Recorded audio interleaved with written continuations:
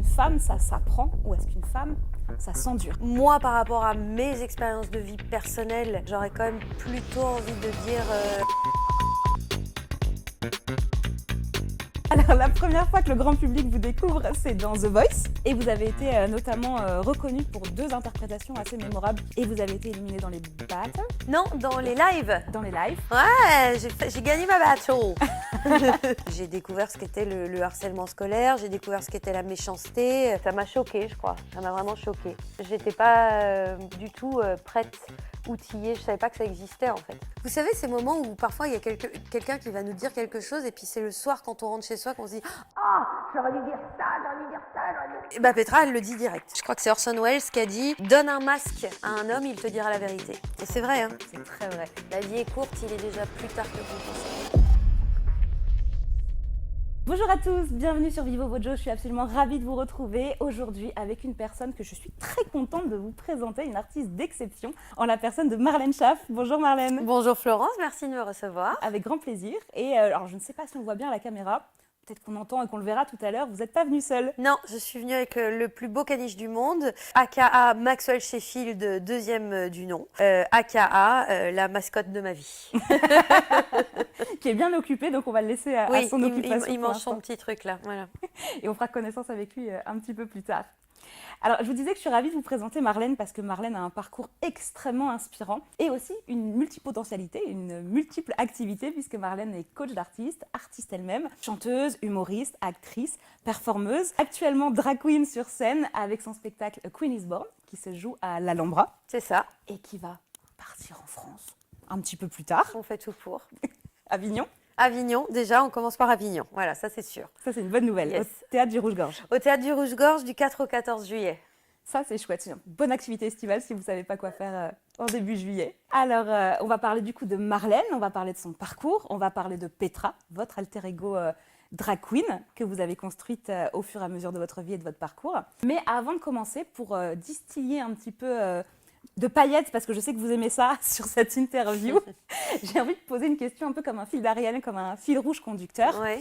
Est-ce que, selon vous, vous qui travaillez cette thématique de la féminité, est-ce qu'une femme, ça s'apprend ou est-ce qu'une femme, ça s'endure? Alors, moi, par rapport à mes expériences de vie personnelles, j'aurais quand même plutôt envie de dire ça s'apprend, d'être optimiste et de dire ça s'apprend. On peut devenir plus femme. Elle n'est pas facile cette question. Surtout d'entrée de jeu. Elle n'est pas facile cette question parce que en fait c'est une question qui, pour pouvoir y répondre, il y a tellement d'autres questions que ça, qui en découlent. Est-ce que c'est un choix d'être une femme? Aujourd'hui, les langues se délient, le dialogue est beaucoup plus ouvert sur le spectre des genres. Donc ouais, j'ai envie de dire ça s'apprend. Moi, je me suis toujours bien sentie dans mon genre, mais je dirais que les moments où j'ai pu me questionner, c'est plutôt par rapport aux injonctions sociétales qui vont avec être une femme, être un homme et tout ça. Donc, il y a sans doute des moments où je l'ai enduré, c'est certain. Mais je trouve que le mot apprentissage me correspond plus parce que je pense que moi j'aime bien apprendre, donc j'ai envie d'aller vers quelque chose d'un peu plus optimiste. Eh bien, merci Jean-Michel Transition, on va parler d'apprentissage. Parce qu'avant d'être une queen, avant d'être la reine que vous êtes aujourd'hui, étendard aussi de l'écurie TF1, puisque vous êtes coach à la Star Academy et que vous performez sur scène, on est sur un moment quand même de reconnaissance sociétale et artistique. Mais le parcours a été jalonné de jalons. Absolument. Et si je dois faire une métaphore, j'ai un peu envie de dire que vous êtes un escalier. Ok. C'est-à-dire qu'en fait, vous faites des paliers, vous montez, mais vous montez toujours de plus en plus vers la lumière et le soleil. Ah, Et j'aime bien cette image. Ça ne peut faire que monter. J'aime beaucoup cette image parce que moi je trouve que j'ai un parcours, moi je crois très très fort dans les lois de l'univers et donc je pense que on va là où on doit aller et notre chemin il est le nôtre parce que bah voilà on a des choses à apprendre et que bah, les leçons, le chemin est jalonné de leçons et voilà. Et moi je trouve que mon chemin est laborieux et donc le côté de l'escalier, je trouve que ça me parle énormément. Mais ça ne fait que monter, et Oui, c'est le principal. mais c'est vrai. Mais doucement. Parce que Il faut reprendre Voilà. son souffle de temps en temps. c'est ça. Alors, la première fois que le grand public vous découvre, c'est dans The Voice, Oui. si je ne dis pas de bêtises, C'est c'était vrai. en 2013. Mhm. Et vous avez été notamment reconnue pour 2 interprétations assez mémorables qui circulent encore beaucoup sur les réseaux. La reprise de Lady Gaga et la reprise de Véronique Sanson. C'est ça. Et vous avez été éliminée dans les battles, Non, dans les lives. dans les lives. Ouais, j'ai gagné ma battle. C'était comment cette expérience The Voice? Ah, c'était vraiment une expérience formidable. Mais c'était vraiment un pot pourri d'émotions, cette émission, parce que à la fois, déjà, moi, j'avais très très peur des télécrochets, parce que voilà, comme la plupart des chanteurs, j'avais auditionné pour à peu près tous ceux qui étaient à la mode. Le début des années 2000, c'était pas très tendre. Et on se jouait beaucoup des gens. Puis c'était le début aussi de la télé-réalité où on filmait les castings. C'était tout nouveau, toutes ces choses-là. On voyait pas ça. Normalement, les auditions, les castings, c'est les répétitions. C'est du backstage, c'est du off, comme on dit. Donc là, bon, bah voilà, c'était le début. Donc c'était à la fois génial parce que c'était une nouvelle façon de pouvoir se faire connaître. Mais c'était aussi de la télé où finalement, bah, se moquer des gens, c'est rigolo. Et puis c'était l'époque et tout ça. Et donc voilà, moi, quand au début des années 2010, c'est le début de The Voice, et on me propose donc de participer à la saison 2, et vraiment, oh là là, non, moi je veux pas faire une émission de télé, je veux plus faire ça. Sauf que je venais de finir mon premier album avec mon groupe de rock, on cherchait désespérément un distributeur, et bah, on me fait comprendre qu'aujourd'hui, si tu passes pas par ce biais-là... Donc voilà, donc je l'ai fait pour ces raisons-là, et franchement j'ai eu beaucoup de chance parce que j'ai vécu une très très très très belle aventure. La philosophie de l'émission The Voice, justement, on n'était plus du tout dans ces trucs de moquerie, des casseroles, de toutes ces choses-là. La bienveillance commençait à arriver. Ah oui, oui, oui. Donc vous êtes Et- l'étendard aujourd'hui, mais c'est encore gentil. plus, on en reparlera. Mais ça commençait à, on commençait Bah à poser ouais, une image différente.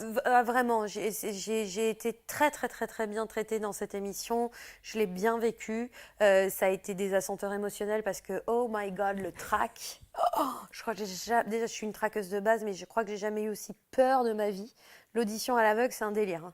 C'est vraiment un délire. Je crois que je peux l'imaginer. Oh, Genre la franchement. gerboulade, Ah ouais, non, c'est tout qui c'est- s'accélère, Jacques Brel quoi. c'est ouf, mais c'est fou. En fait, tout est fou dans le.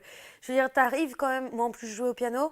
Tu arrives sur un plateau où tu as donc 4 fauteuils qui sont retournés, donc c'est déjà hyper impressionnant. Et tu as, je ne sais plus combien de gens dans le public, je crois 300, 400, mais et tous ces gens sont briefés de. On ne pipe pas mot. Ah, ils bougent pas, ils réagissent pas. Donc c'est tellement impressionnant. Fallait les chercher. Oh là là là là là là là là. Mais voilà, franchement, si c'était à refaire, je referais. J'ai vraiment, je me sens privilégiée d'avoir pu participer à cette émission. Et avec le recul, quand vous participez à The Voice, est-ce que vous avez l'impression d'être, alors prête, c'est pas le bon terme, mais est-ce que vous avez l'impression d'être encore en incubation de l'artiste que vous êtes, ou est-ce qu'elle est déjà un peu en haut de l'escalier et prête à être révélée au monde? Bah alors moi, je pense qu'on est en incubation toute sa vie, donc voilà. Quand je revois mes prestations de l'époque avec mon regard d'aujourd'hui, je dis ah ça je le ferais différemment, ah là je ferais pas comme ça, machin. Et puis bah je me suis améliorée aussi. Moi j'arrête jamais de prendre des cours, donc j'ai continué toujours de travailler ma voix, de tout quoi. Donc si mon piano, si je les refaisais, je referais et je ferais mieux, j'espère. On n'est jamais arrivé, on peut toujours encore aller plus loin et plus haut, plus haut. C'est certain. Et vous avez vécu un moment chouette pour vous. Vous avez été prise, vous avez eu la validation d'une personne qui est éminente pour vous, Monsieur Bertignac, Ouais. qui vous a prise dans son équipe. Du coup, le fauteuil s'est retourné, il vous a prise dans son équipe. Oui. Et vous avez pu vivre l'aventure The Voice. Ouais. Et vous avez pu vivre même plus que l'aventure de The Voice, parce que si la petite souris qui m'informe est plutôt compétente, apparemment, après The Voice, il y a eu un après The Voice. Il y a eu un The Voice coulisses. Il y a eu un The Voice coulisses, effectivement, puisque Louis Bertignac, qui était le coach que j'avais choisi, a appris par une petite souris aussi, qui n'est pas moi, parce que moi je ne voulais pas que ça se sache, mais il a appris que j'étais prof de chant. Et c'est vrai que Louis Bertignac, ça a été une vraie très très belle rencontre, parce que c'est vraiment un chic type, vraiment. Un vrai gentil. Ouais, et c'est quelqu'un d'assez timide et assez fidèle. Et en fait, il avait eu un bon feeling avec moi. Et quand l'émission s'est terminée, il était en préparation d'une nouvelle tournée. Et ça aussi, je trouve ça fabuleux, la leçon d'humilité. Du haut de ses 60 ans, moi, j'ai besoin de reprendre des cours de chant. Voilà, ça fait longtemps que j'ai pas fait de tournée. Et donc, il m'a sollicité pour que je le prépare. Donc j'ai commencé à travailler avec lui comme ça. Et dans la foulée, ils ont lancé The Voice Kids. Ils lui ont demandé d'être coach sur l'émission et il a dit OK, mais je veux que Marlène ce soit la coach de mon équipe. D'accord. Et donc je me suis retrouvée à intégrer l'équipe de The Voice backstage. Et dans la foulée, ils m'ont demandé de faire de même sur The Voice pour les adultes. Donc j'ai commencé à travailler sur une saison avant, j'étais chanteuse dans l'émission et la saison d'après, je suis coach pour les enfants et les adultes. Et ça, vous le vivez comment? C'est quand même une reconnaissance. Bien sûr. Et c'est un développement, un développeur aussi, j'ai envie de dire. C'est-à-dire que ça vous permet encore aussi, vous, d'évoluer. Oh bah oui, oui, oui, bien sûr. Non mais c'était génial. Enfin, j'ai pas les mots. Déjà c'était une preuve de confiance de la part de Louis Bertignac. C'était une preuve de confiance de la part de mon producteur aussi, qui mise sur moi. Et puis ça a duré 8 ans quand même cette histoire. Je crois que j'ai eu le meilleur terrain de jeu pour vraiment développer ma pédagogie et mon travail de coach. Là, vraiment, je pouvais pas... J'ai coaché des milliers de chanteurs grâce à cette émission. Donc, Dans un cadre en plus qui est quand même hyper stimulant, hyper particulier, peut-être le plus difficile. Vous, forcément, j'imagine que ça vous apprend les micro-perceptions, ça vous apprend une énorme écoute active, une empathie de dingue. C'est peut-être là que vous avez commencé à poser la bienveillance. Non, enfin, ça s'est développé au fur et à mesure, ça c'est certain.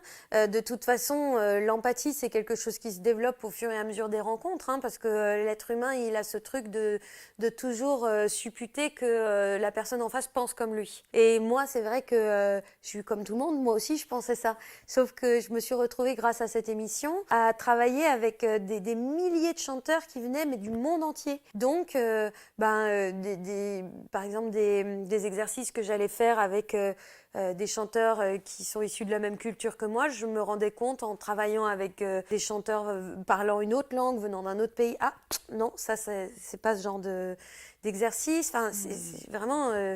ça a été un terrain de jeu incroyable qui m'a permis de me cultiver énormément aussi.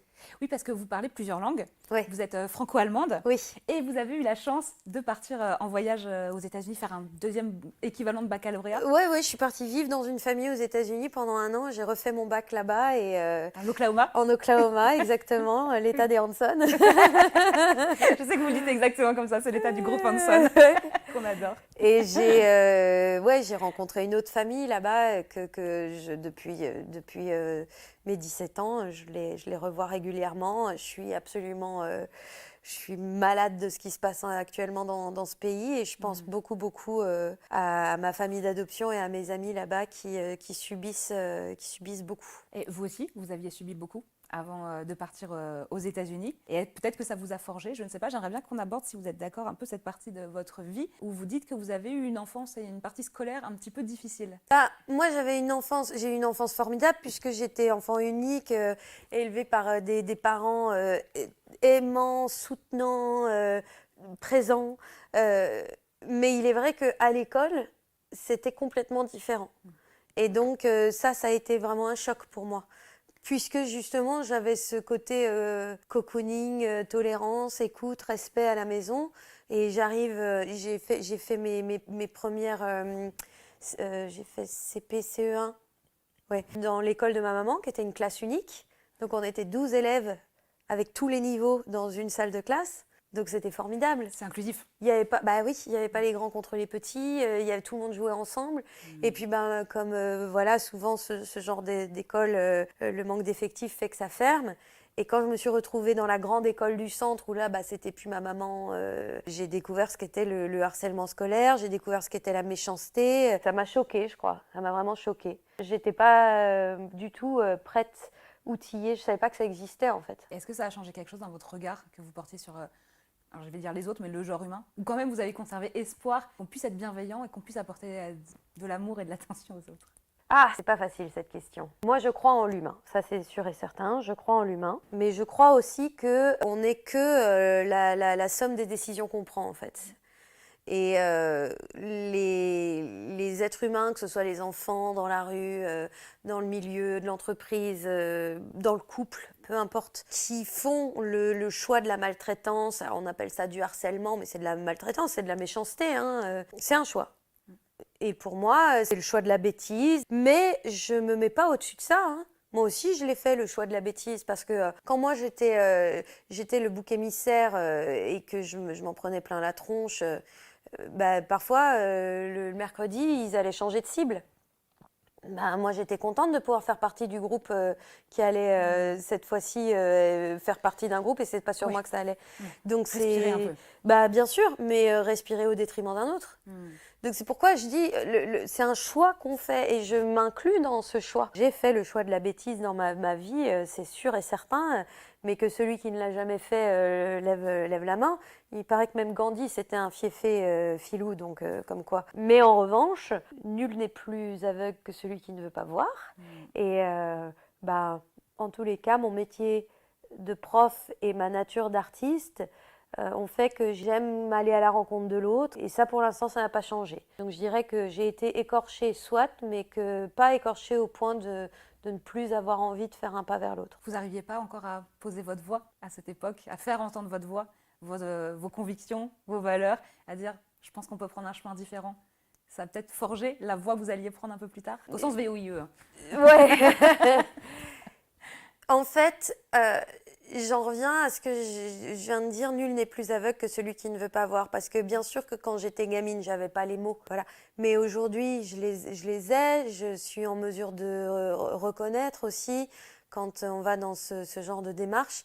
Pour autant, les réseaux sociaux aujourd'hui me mettent régulièrement face à nouveau à ce genre d'attitude. Et j'ai beau maintenant avoir les mots ou quoi que ce soit, on ne désamorce pas les gens qui font ce choix. On ne le désamorce pas. Ils sont dans leur choix, ils sont dans leur truc. Voilà. Donc, que faire? Et je crois qu'en plus, vous faites même doublement attaquer, dans le sens où certaines personnes vont critiquer votre bienveillance et le choix de la bienveillance que vous faites. Oh, oui, alors ça, je m'en fous, ça en dit tellement plus sur eux que sur moi. Donc, écoute, si le pire des trucs qu'on dit sur moi, c'est que je suis trop gentille, I can live with that. Et le fait que je parle en anglais, I can live with that. Oui, c'est plutôt flatteur, complètement. Et votre voix, physiquement, elle était comment à cette période? Ma voix parlée? Ouais, votre voix parlée, votre voix chantée. Je crois que vous commenciez tout juste les arts, un peu de musique, un peu de théâtre. Alors je chantais pas, ça c'est sûr et certain. Le chant, j'ai commencé en 6e, comme je pense la plupart des jeunes de mon âge, parce qu'on avait des cours de musique pour de bon. Éducation musicale au collège. Voilà, et c'est vrai que malheureusement je l'ai eu que 1 an, mais j'avais une super prof de musique en 6e. Et c'est vrai que c'est la première fois que j'ai chanté devant la classe. Elle nous a chanté des trucs cool en plus. Mais quand j'étais en primaire, j'avais pas de voix. J'étais très seule, mais pas du tout. Je dis pas ça du tout d'une manière. J'étais fille unique j'étais très bien avec mon imaginaire en fait. Donc je jouais des heures seule dans ma chambre. Ça nourrissait. Ouais. C'est peut-être ça qui vous a permis d'oser franchir des frontières et d'aller plus loin, d'aller découvrir d'autres voix VOIE, d'autres voix VOX, et plus tard d'autres voix en coachant des milliers d'artistes. L'ouverture. Ouais, je pense. Mais je pense que c'est pas un choix en ce qui me concerne. C'est je pense que destin. vous me parlez d'oser, etc. Mais je pense que Moi, pour moi, artiste, c'est pas un métier, c'est quelque chose qu'on est, c'est un état. Je me rends bien compte, je sais que je suis dans la marge, j'ai toujours été dans la marge. Je pense que c'est aussi pour ça qu'on venait me... Parce que quand on est dans la marge, on n'est pas dans le troupeau, puis on voit tout de suite, eh bien, reviens, rejoins le troupeau. Je suis née comme ça, j'ai toujours été comme ça. Et c'est quoi être dans la marge? C'est pas penser exactement pareil que tout le monde, c'est se poser des questions là où on s'en pose pas. D'ailleurs, c'est un truc qu'on m'a toujours reproché. Ah, qu'est-ce que tu peux te poser comme question? Mais je trouve que les choses qu'on me reproche, c'est au contraire, c'est ma richesse. Moi, j'adore me poser plein de questions, j'adore me prendre la tête, j'adore résoudre des problèmes, moi. Très mathématique. Alors que je suis nulle en maths. Et ça veut rien dire.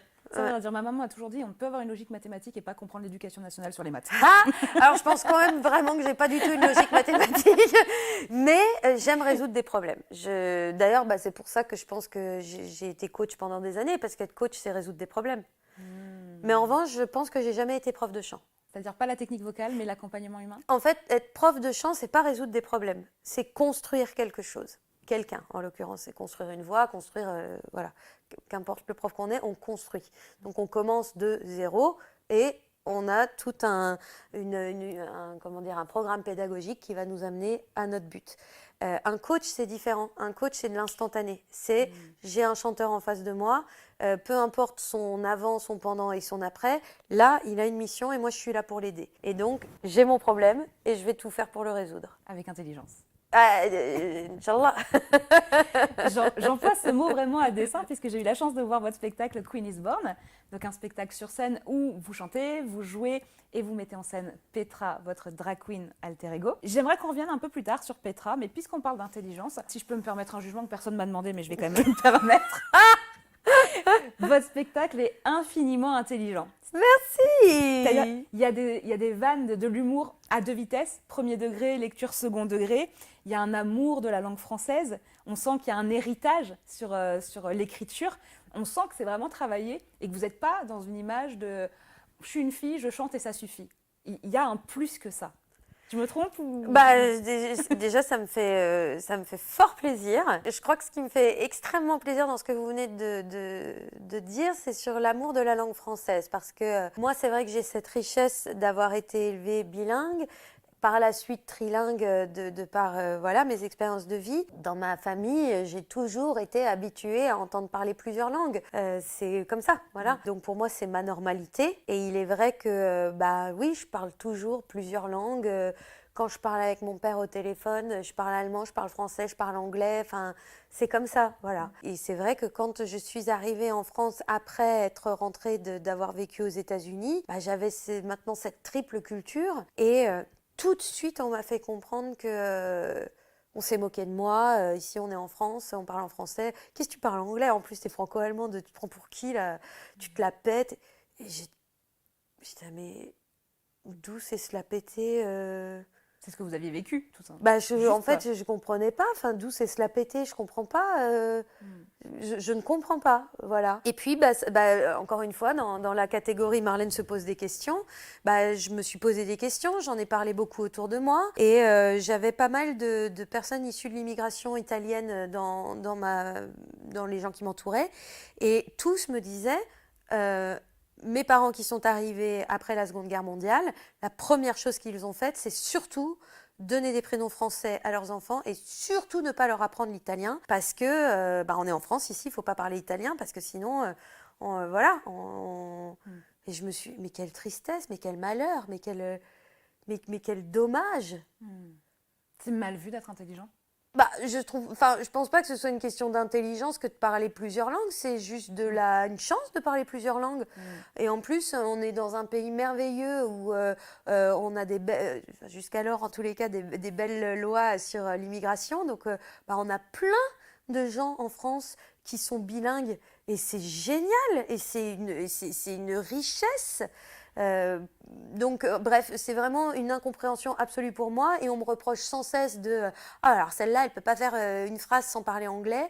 Donc je suis flattée que vous notiez à la suite de mon spectacle que je suis une amoureuse de la langue française parce que oui, je suis une amoureuse de la langue française. Mon spectacle s'appelle A Queen is Born, mais c'est 98% du spectacle, c'est que du français. Bien sûr. Avec des jolies tournures de phrases, avec de l'écriture. Voilà, je crois même pas que je chante une chanson en anglais de mémoire, c'est mon spectacle, mais je l'ai fait tellement de versions, je m'en souviens plus. Il n'y a que des chansons françaises. Enfin bref, donc en Il y a tous même les de cas, la chanson française. voilà. Si je chante, s'il m'arrive de parler en anglais parfois, parce que l'anglais, tout comme l'allemand, sont des langues très imagées et que parfois il y a des expressions qui me viennent en anglais et pas en français, et ça sort en anglais, et c'est comme ça. Et deal with it. Est-ce que si vous aviez été un homme, on vous aurait moins reproché cette richesse culturelle? Voilà. Ouais. On a besoin d'un verre pour accompagner cette question. C'est tellement fatalité. Alors, je sais pas, parce que j'ai travaillé il y a quelques années de ça avec un animateur télé. Et je le coachais vocalement pour une rencontre qu'il devait faire avec un autre animateur aux États-Unis. Et donc, pour le préparer, je ne lui parlais qu'en anglais. Et puis, je me rends compte qu'il parle super bien anglais. Il comprend absolument tout et il parle super bien anglais. Mais il fait exprès, à chaque fois que je lui pose une question et qu'il me répond, de parler well yes I know how to speak English, parler avec un accent mais ultra français. Et donc je dis mais pourquoi je dis parce que là tu le forces, je veux dire je t'ai entendu, je sais que tu sais mettre le bon accent. Et il dit non mais je ne peux pas parce que dès que j'anime une émission et que je vais devoir présenter soit un artiste anglophone ou une chanson en anglais, etc., si je le prononce en mettant l'accent, je me fais défoncer. En gros, tout le monde se moque de moi, genre « Ah, what's the language to fly ?» Mais c'est terriblement français. Alors ça, vraiment, je ne comprends pas. Moi, je pense que les Français sont pas moins bons que les autres pour apprendre des langues étrangères. Je ne comprends pas pourquoi on est fier de notre médiocrité. C'est pas une fatalité. Mais pourquoi est-ce qu'on se moque des gens qui prononcent bien les choses? Je ne comprends pas. Et c'est d'ailleurs une des raisons pour lesquelles j'adore bosser avec Nikos. Parce que Nikos fait vraiment Nikos Aliagas, présentateur de la Starac, entre autres.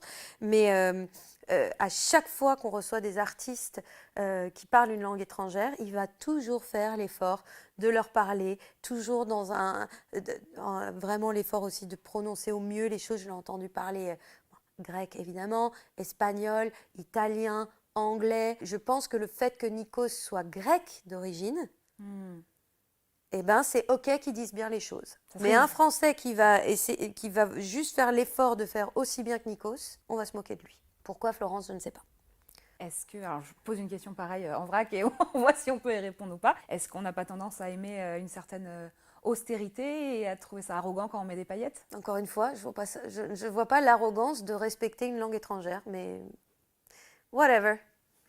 Est-ce que, puisqu'on vous a reproché d'être trop, que Marlène soit trop, oui. Est-ce que justement quand on rajoute des paillettes, est-ce que Petra, votre alter ego, on lui reproche d'être trop?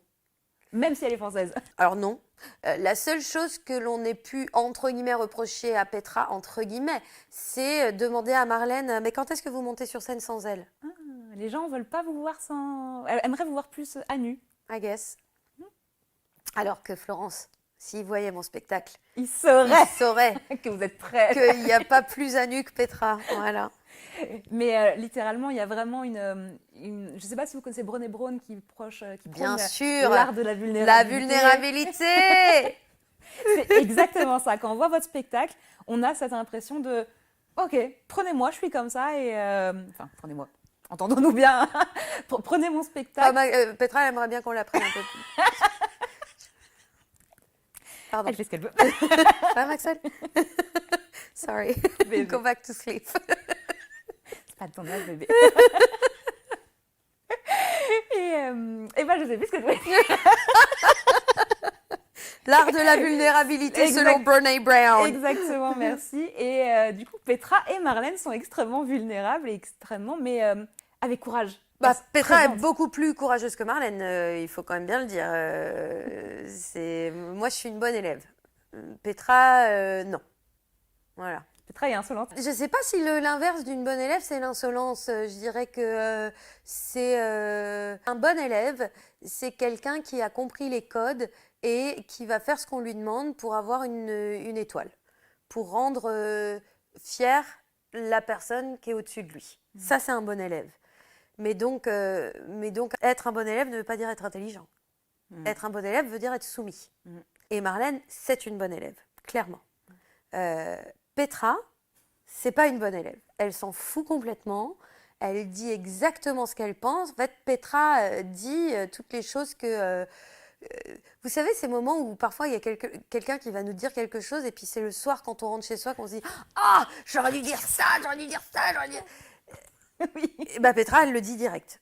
Ça arrive à vous arriver. Ah, c'est bizarre, je ne sais pas comment poser la question. Petra arrive, vous arrivez du coup à déclencher la réponse automatiquement. Bah oui, quand parce que Petra est la là. plupart du temps, on s'empêche de dire des choses par bienséance, par politesse, parfois par sidération aussi. Mais Petra, ouais, non, c'est vrai que... D'ailleurs, c'est marrant parce que dans mon spectacle, il y a beaucoup de couleurs. Il y a notamment la couleur de la colère, un peu. C'est pas du tout la couleur qui prédomine, mais elle est un peu là. Et c'est un des seuls reproches qui reviennent. La couleur Elle est en colère hein, quand même, hein, et tout ça. Et je me dis, eh ben encore un truc qu'on n'a pas le droit d'être. Parce que Florence, vous avez vu mon spectacle, on est d'accord qu'elle a des raisons d'être en colère, Petra, quand même. Partagée. Je pense que toutes les femmes qui vivent cette situation seraient très en colère. Alors, mais elle les a digérées, donc maintenant on peut jouer avec la colère. Mais Petra, elle est en colère parce que Marlène, elle n'a jamais eu le droit de l'exprimer, cette colère. Et il aurait fallu. Bah, vous réussissez à exprimer votre colère, vous? Moi, personnellement, un peu trop, mais...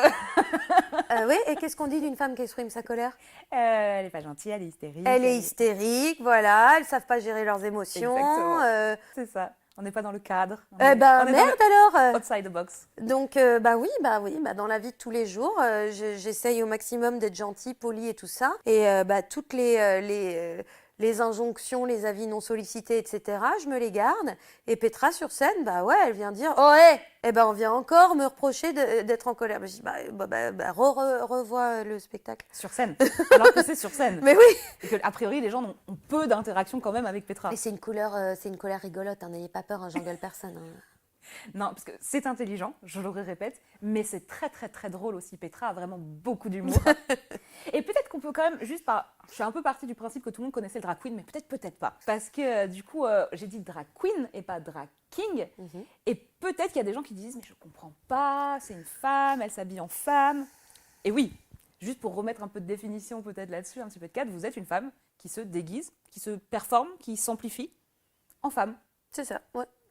C'est ça, ouais, exactement. En fait, j'ai simplement créé un personnage comme tant d'artistes l'ont fait avant moi. Je sais pas, au cas où les gens ne soient pas au courant, mais Lady Gaga, c'est pas son nom c'est pas écrit Lady Gaga sur sa carte d'identité. Hein, c'est voilà. Ah bon donc elle s'est créée un personnage. Marianne James avait créé le personnage de Ulrika von Glott. Eli Kaku avait créé Madame Sarfati. Enfin bref, j'ai rien inventé. Hein, se créer un alter ego pour aller sur scène, c'est un art qui est fait depuis très très longtemps. Et là, il est vrai que j'ai utilisé les codes du drag, qui se rapprochent d'ailleurs beaucoup des codes du clown. Mais moi, je voulais que mon alter ego, ma super-héroïne, soit vraiment la quintessence de tous les codes de la féminité. Donc, une drag queen. Vous dites que Petra est née sur le divan de votre psy. Oui. Est-ce que du coup, Petra est thérapeutique? Florence, je vous pose la question. Est-ce que vous avez trouvé que Petra était thérapeutique? Alors, je trouve que pour le public, ou comment moi je l'ai reçue, j'ai trouvé qu'elle était thérapeutique pour le public. Et c'est déjà win. Check. Mais je ne sais pas si elle est thérapeutique pour son autrice. Ah pour moi? Oui. Ah bien sûr. Ah évidemment. Mais non, mais c'est fabuleux. En fait, je sais que vous savez que le mal a dit. Le mal a dit? Le mal a dit. Voilà. Le mal a dit. La maladie, le mal a dit. Voilà. Langage des oiseaux. Et notre corps nous parle, notre corps... Il y a d'autres expressions peut-être un petit peu moins philosophiques de tout ce qui rentre doit sortir à un moment ou à un autre. Eh bien, tous les petits outrages de la vie, du quotidien de tous les jours. D'ailleurs, moi, j'aime à dire que mon spectacle est un spectacle humaniste, parce que oui, je parle de mes histoires qui sont forcément rattachées à ma vie de femme, mais la vérité, c'est que on vit tous les mêmes émotions. les scénarios sont différents, Oui. mais on vit tous les mêmes émotions. Et moi, je parle d'émotions humaines dans mon spectacle. Et comment on fait? Comment on fait? Pour les traverser, pour Comment on fait avancer. quand on se fait larguer, quand on a son cœur qui est brisé au dernier degré?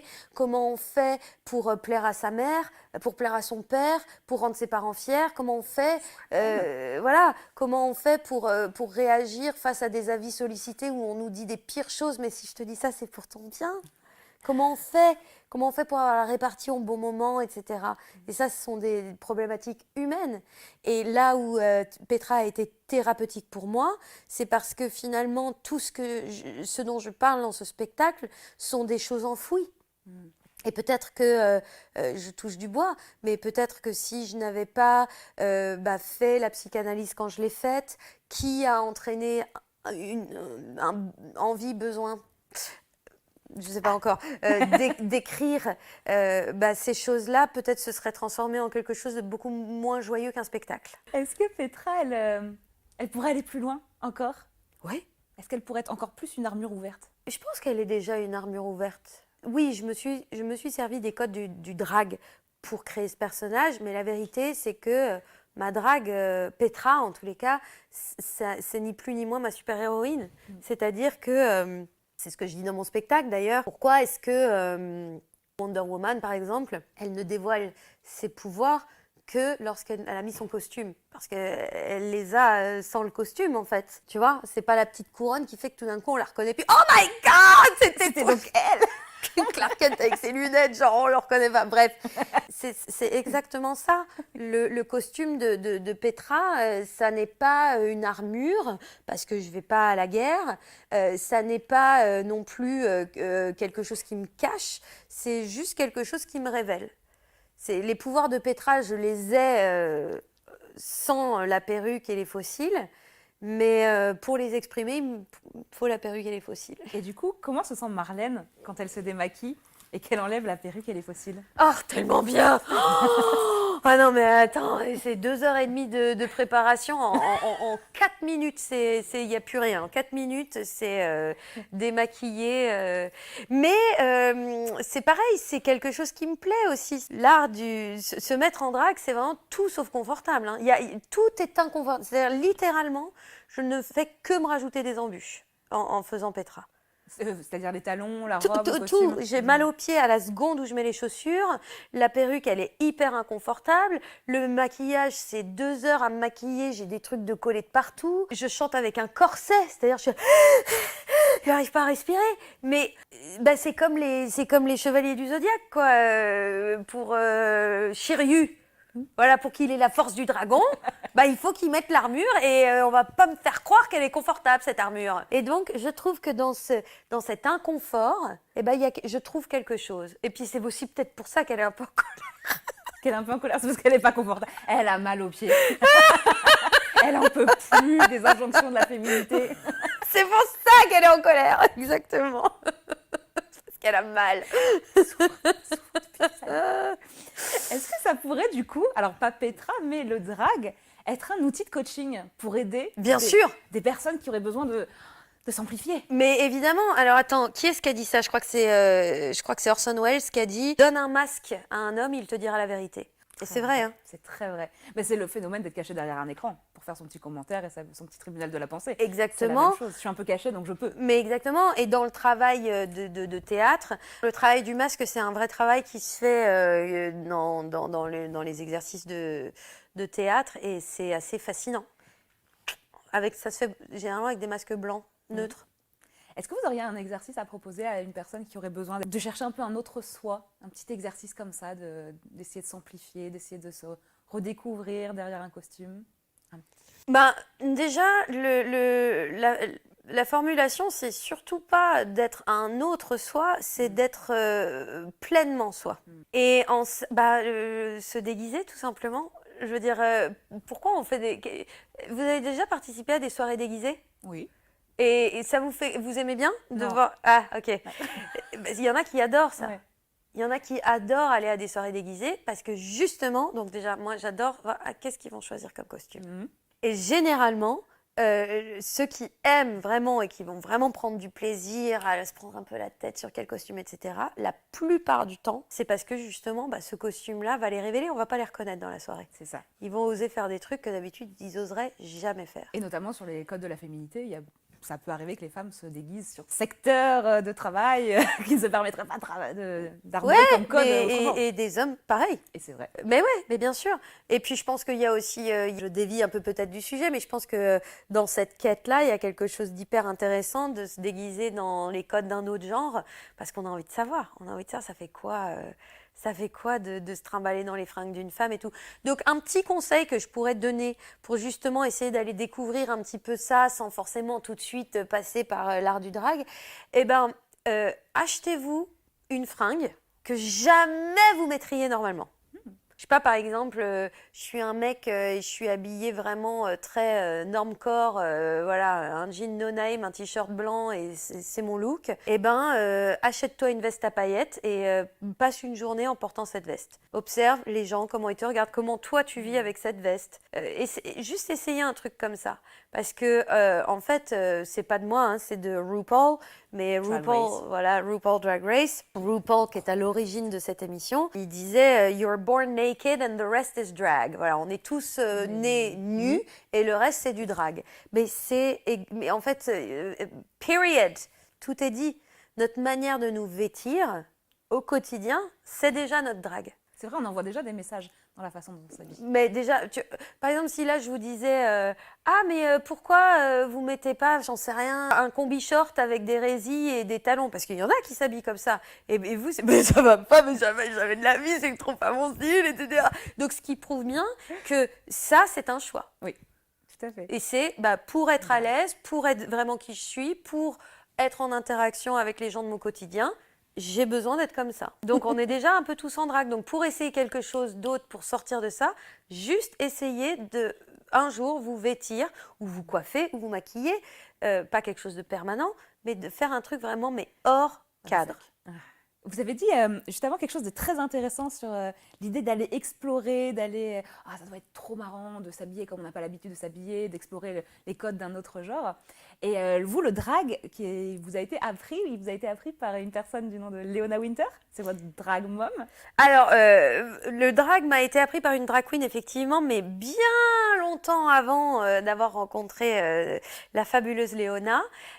C'était Daphné Délire, qui était connue également sous le nom de Jean-Pierre. Voilà. Dans la vie civile. En fait, moi, j'ai fait mes classes d'artistes en cabaret. C'est vraiment j'ai commencé en étant meneuse de revue dans un cabaret. Et il y avait un transformiste. Et ce transformiste, c'était Daphné Délire. Et donc, c'est lui qui a été le premier à m'apprendre à me maquiller pour la scène. Et vraiment qui m'a inculqué les bases. Et quand j'ai créé mon personnage, c'était vraiment sa première année. Je crois que je venais de jouer le spectacle pour la première fois à Londres. Et je suis coach sur The Voice et je rencontre Leona Winter qui vient passer les auditions. Aussi, oui.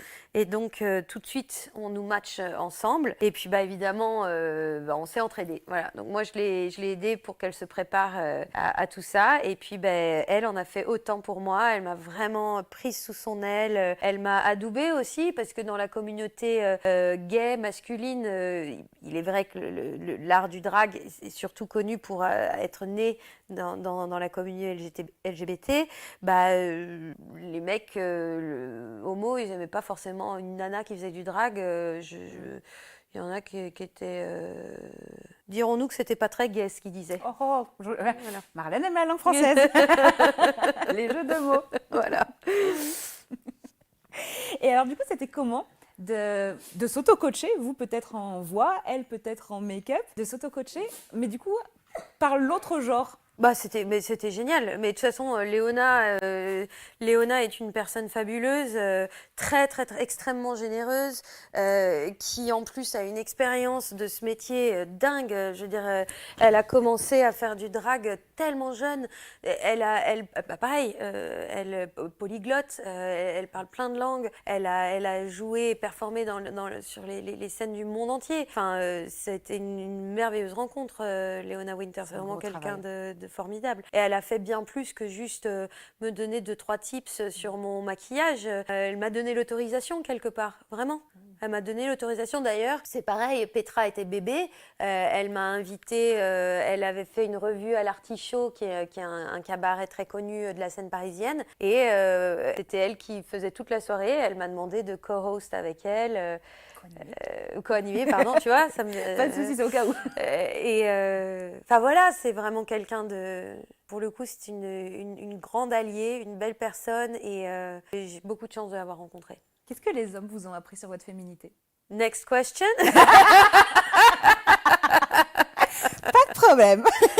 Les hommes m'ont appris une chose sur ma féminité. Quand j'étais adolescente, bon, les ados, je pense qu'on a tous joué à ce jeu de qui c'est que tu trouves beau, les notes, le plus beau, la plus belle, nanani, nanana. Et un jour, ça parlait dans la cour et j'entendais le plus beau gars du lycée que je connaissais depuis la maternelle, voilà, je connaissais très bien sa famille. Et puis, alors tu penses quoi d'une telle? Et tu penses quoi d'une telle? Et tu penses quoi d'une telle? Et à un moment, mon prénom arrive. Et moi, j'étais dans une pièce à côté, mais les fenêtres étaient ouvertes, donc j'entendais ce qu'il disait. Et il dit, Marlène, elle est belle, dommage qu'elle soit grosse. Je trébuche. Elle est belle, dommage qu'elle soit grosse. Voilà ce que les hommes m'ont appris. Je comprends le next question. C'est pas la pleine acceptation de l'être humain dans qui il est et de toute la valeur qu'il peut avoir. Surtout quand on a beaucoup plus à offrir. Bah voilà, elle est belle, dommage qu'elle soit grosse. Est-ce que du coup, peut-être que même cet épisode-là de votre vie, vous aurez fait coller des codes de la féminité à une attente masculine?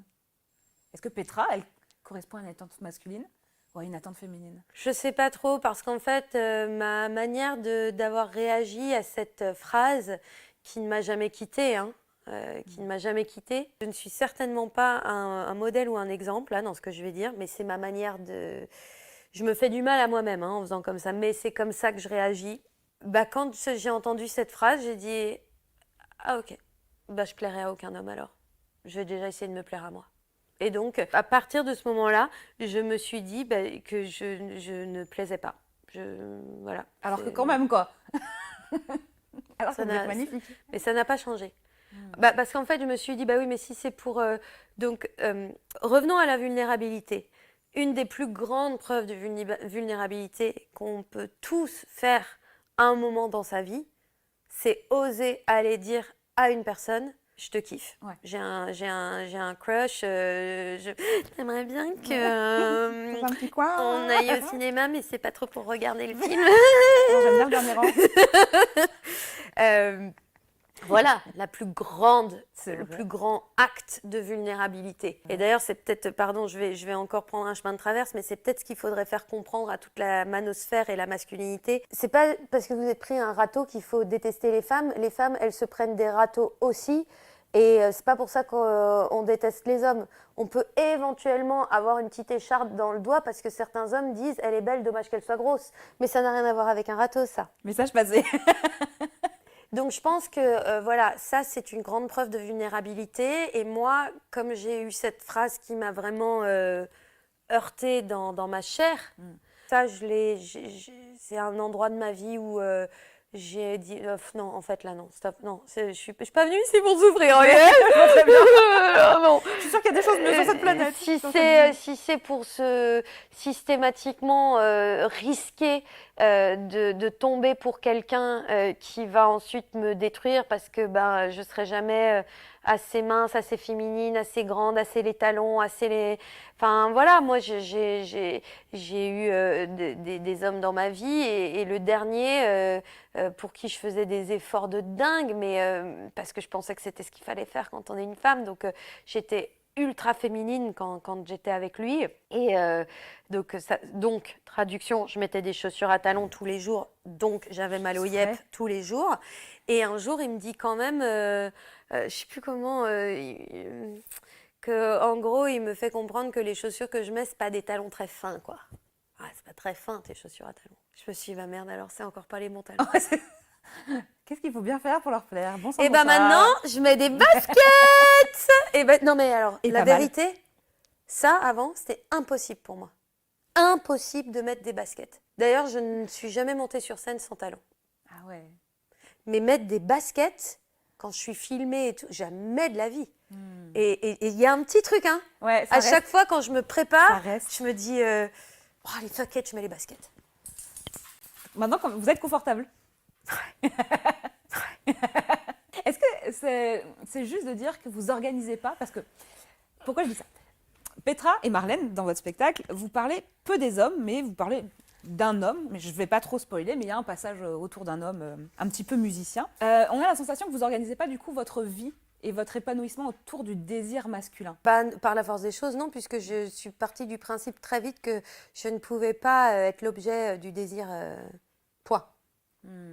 Donc oui, ma vie ne s'est pas organisée comme ça, non, ça c'est sûr et certain. Mais ça vous a apporté des choses, peut-être, d'autres. Ah bah oui, bah bien sûr, évidemment, évidemment. Bah déjà se construire pour soi. Ouais. Déjà rien que ça. Parce que franchement, je veux dire, on est tout le temps là à parler les patriarcats, les hommes, le masculinisme, le machin, le gna. Mais enfin, pardonnez-moi, mesdames et mesdemoiselles, moi je me souviens quand j'avais 12 ans, quand on commence à avoir les hormones qui se réveillent, etc. Enfin bon, moi elles sont pas trop réveillées, moi je voulais juste faire du piano et tout. Mais mes copines, vraiment, du jour au lendemain, j'étais, mais qui sont ces personnes ? Ouais. Elles se transforment. Ah ben Pour c'était plaire. la seule chose qui importait, c'est fallait plaire à Pierre-Paul Jacques, fallait mettre du gloss, on s'habillait d'une certaine manière le matin pour faire plaisir aux parents et puis arrivé à l'école, on remontait les t-shirts. Enfin elle, j'ai jamais fait ça, mais et puis surtout la manière de parler et la manière de se tenir. C'est donc quand on est entre copines, c'est genre ah ouais, puis tout d'un coup il y a un mec. J'avais pas vu, excuse-moi. Tu prends du sirop avec ton eau? Non, moi je prends juste un petit peu d'eau. Et une petite salade. C'est un peu le sketch de Florence Foresti. J'ai une petite salade. Tu manges pas des frites? Mais c'est quoi ça? Mais c'est quoi ces nanas là? Donc ok, on peut critiquer les problèmes de communication entre les hommes et les femmes, mais les hommes, bien sûr, doivent faire un pas vers l'autre, parce que voilà. Mais les femmes, faut qu'elles... Maxwell, viens là. Les femmes, faut qu'elles fassent un pas vers elles, parce que cette attitude-là de... Moi, je voudrais savoir le nombre de femmes qui se sont fait gonfler les lèvres et les nichons pour elles. Je voudrais bien savoir. Qu'est-ce que vous aimez maintenant dans la féminité que vous avez construite? Celle qui vous ressemble, celle qui est vraiment Marlène et celle qui est vraiment Petra. Qu'est-ce que vous aimez à l'intérieur d'elle? Dans vos codes à Oh, vous. bah que je suis en accord avec moi. J'aime bien la personne que je vois dans le miroir. Et ça, c'est chouette. Ouais, ouais, ouais. Il y a un dernier sujet que je voudrais quand même aborder, parce que Marlène, il y a une question que vous soulevez dans le spectacle, et vraiment, ça me taraude depuis que je l'ai vue. J'aimerais qu'on en parle 5 minutes. Est-ce que vous simulez, Marlène? Oui. C'est un peu une private joke, mais vous dites dans le spectacle. En fait, votre spectacle débute par une séance chez le psy, où Petra va voir son psy pour dire, écoutez, docteur, j'ai un problème. Je simule. Ouais, ouais. L'art de la transformation, l'art du travestissement, l'art de plaire aux garçons, un peu tout ce qu'on vient de dire, en fait, Ouais. finalement. Ouais, je fais semblant. Mais alors, du coup, est-ce que vous simulez toujours aujourd'hui? Ouais. Ah Mais c'est ce qu'on aime, une vraie honnêteté, une vraie transparence, une vraie transparence. Ouais, mais c'est difficile de pas simuler véritablement. Évidemment, je m'amuse avec ce mot, mais je pense que oui, bien sûr, qu'on fait tous semblant tout le temps. Tout le temps, tout le temps, tout le temps. Tout le temps. Et c'est terrible. C'est terrible, mais je pense qu'il y a déjà pas mal de conflits dans le monde. Si en plus on faisait plus semblant, j'ai peur que ce soit... j'ai peur des conséquences. Ça aide quand même à avoir des bonnes relations. Est-ce que c'est pour plaire aux garçons, aux hommes, ou est-ce que c'est pour plaire à votre mère? À ma mère. Parce qu'on en parle un petit peu dans le spectacle aussi, mais finalement, est-ce qu'il y aura du coup un Queen is Born 2? Parce qu'on n'a jamais la réponse à cette question dans le spectacle. Est-ce qu'au docteur, on peut parler de ma mère? Non, plus tard.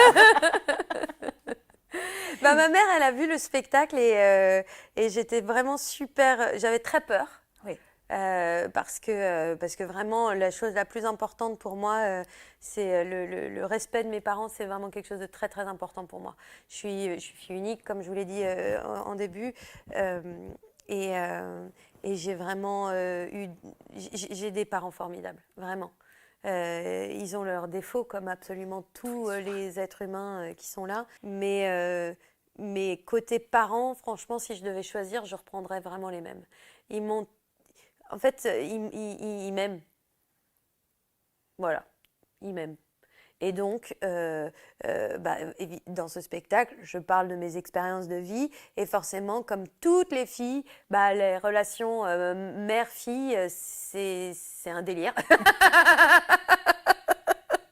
C'est comme les auditions à l'aveugle de The Voice, c'est un délire. C'est des relations, c'est compliqué. Je pense que moi, je suis pas maman, mais je me suis souvent posé la question de. Un peu quand même. Mais en fait, le jour où je me suis posé cette question-là, j'ai une copine à moi qui était enceinte de son deuxième enfant. Elle avait déjà eu un petit garçon. Et je me souviens qu'elle me dit oh, j'espère que ce sera un garçon. Et je me suis dit, tiens, c'est marrant, pourquoi tu dis ça? Elle me dit, parce que c'est facile d'élever un garçon. Je te dis ce qu'elle me dit, hein. C'est facile d'élever un garçon, je sais comment faire. Une fille, je vais devenir comme ma mère, elle a été avec moi. Elle avait peur, elle a eu un garçon. Spoiler alert! Mais en fait, cette conversation a déclenché une énorme réflexion en moi. Et j'ai pensé à ma mère. Et je me suis dit, qu'est-ce que ma mère, elle s'est dit quand elle a su qu'elle avait une fille, quoi. Comment et là, je me suis... 6 mois, demain, j'avais une fille. Et ouais, j'ai compris. Et j'ai compris. Je pourrais jamais comprendre si je ne le vis pas dans ma chair, mais en tous les cas, j'ai pu me mettre à la place. Et je me suis dit, oui, je comprends que ce soit très difficile d'avoir une fille quand on est soi-même une femme. Alors du coup, vous avez, même si c'est votre alter ego, un peu une fille en la personne de Petra. Est-ce qu'il y a de votre mère dans Petra? Il y a de ma mère, il y a de ma mère dans Marlène, surtout. Mais c'est ce que je dis dans ce spectacle, c'est que le plus important, c'est pas de moi, c'est de Meryl Streep. Hein, c'est qu'importe ce qu'on fait dans la vie, on veut rendre ses parents fiers. Et à la fois, je voulais vraiment rendre ma mère fière avec ce spectacle. Et donc elle l'a vu et elle était fière. Donc je suis vraiment contente de ça. Oui, ça vous fait une bonne émotion. Ouais, On voit que c'est précieux. Ouais. Avant de se quitter, si vous aviez un conseil à donner à toutes les femmes qui ont peur de sortir du cadre, qui ont peur d'incarner leur féminité, qui ont peur de repousser les potards, les codes, ça serait quoi le meilleur conseil en tant que coach, tous les gens que vous avez accompagnés, en tant qu'artiste, toutes les difficultés que vous avez dû affronter pour monter sur scène, en tant qu'humaine, toutes les épreuves que vous avez dû affronter dans votre vie? C'est quoi le meilleur conseil pour réussir à être soi? La vie est courte, il est déjà plus tard que vous ne pensez. Et alors du coup, une femme, ça s'apprend, ça s'endure? Pour revenir à cette question.